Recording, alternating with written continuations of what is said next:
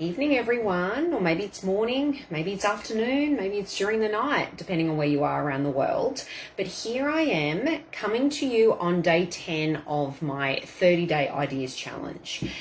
So what I wanted to talk about, as you can see in the description, is some of the female differences, some of the things that make us different from males, and some of the factors that you really should consider when you're, healing, you're processing, and, you're working through some of the, limitations and blocks and limiting beliefs and things like that that are holding you back, and how you can kind of really transform from that place.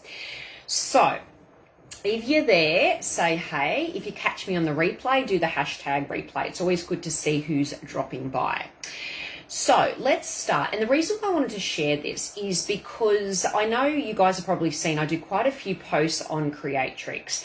Creatrix has been a game changer for me and many of the women that I've worked with. The reason why it resonated with me so much was because, I know, like I've kind of, I learnt results coaching where, there was NLP and other sorts of techniques. And we know that a lot of these techniques, these modalities, these processes that are out there were developed by males. And they were very much, developed with the male physiology, the male wiring in mind.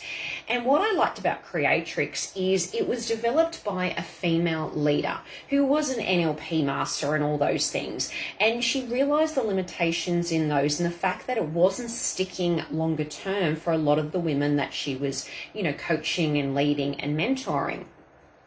And so she spent, months and months and months, doing this deep dive, looking at all the research, looking into ways that, you can work with our female wiring and our unique female differences.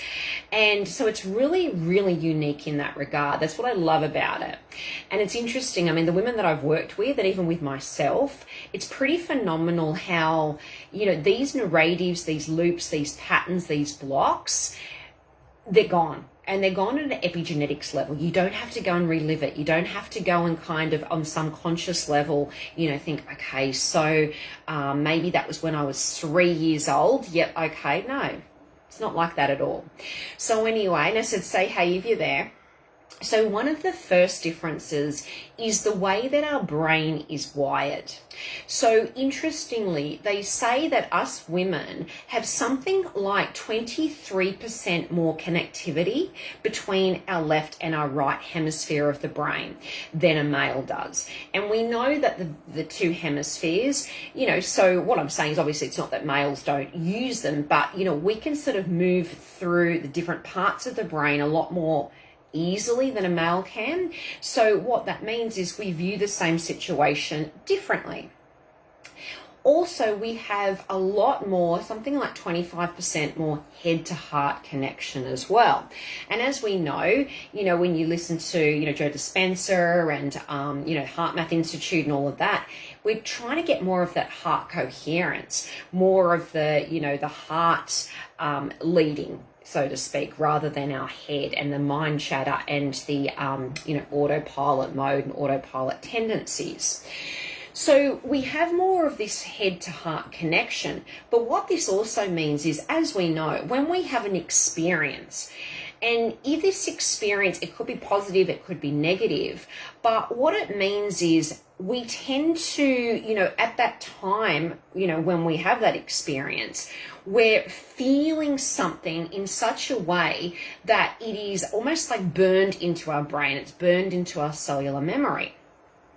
So every time we relive that, we think about it, our body has that physiological response, and we start to feel that emotion that's connected to it. So it's like it triggers us, and our mind attaches a story to it. So, and as we know, this could be positive, this could be negative, but, as I think it's Bruce Lipton and Joe Dispenza say that, what they find is by the time you're 35, you're pretty much just this habitual set of thoughts and actions and behaviors, and something like, 90% of them are the same thoughts that you did and had yesterday, and something like 70% are negative by nature. It's just what they've found. That's what it is. Also, what happens with us females is we have more white matter neurological pathways. So it means that we can make kind of really quick, crucial connections between kind of, various disparate kind of elements.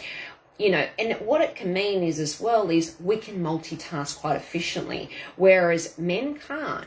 They're really more singularly focused, as we know, and really good at doing a set task, but multitasking doesn't come naturally or easily to them in a lot of ways. Also, us females have a larger limbic system. Now, this is kind of, when we think about the limbic system, it's to do with, language and emotions and thoughts. So it means that we can really kind of easily misperceive or exaggerate due to these, past event meanings and misperceptions. Also, when you look at other parts of the brain and, how it develops, like even the prefrontal cortex develops faster than a male. So we move to fear much more quickly. We ruminate more, so that in itself highlights that, like a lot of these other techniques aren't kind of taking that into account. They're not taking into this, these kind of connections and the fact that we have more, or, the larger limbic system, the prefrontal cortex that develops faster, ruminating more, moving to fear faster. Also, when you look at the ganglion retina cells, they're quite different as well for males and females. So what it means is men will perceive more peripherally through the eyes. With us female, it's more internal, it's more hormonally driven. And of course, we know we've got different body parts and various hormones. So yes, women also have testosterone, and yes, men can also have estrogen, of course. But, obviously they're not going to have it to the same levels that we do. We're not going to have it to the same levels that a male does. And of course, for us women, as we're cycling, it's going to be, different levels at different times of our cycle.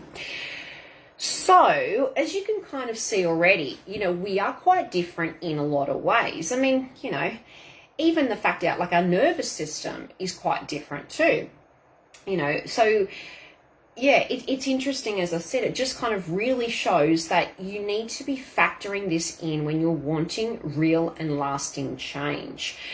So anyway, it's just something to consider, because there is so many modalities, so many processes, so many coaches, so many, programs and webinars and seminars and courses and all of that out there. But just something to think about. You want to make sure that, it really is taking some of these female differences into account. And as I said, if, this resonates with you, by all means, reach out. I would love to do a creatrix transformation with you. It has been life-changing for so many of the women that I've worked with. You can jump onto the Creatrix website. You can see some of the night and day transformations for women, pretty profound. So anyway, have a beautiful rest of the evening or day wherever you are, and I'll see you tomorrow for day 11. Bye.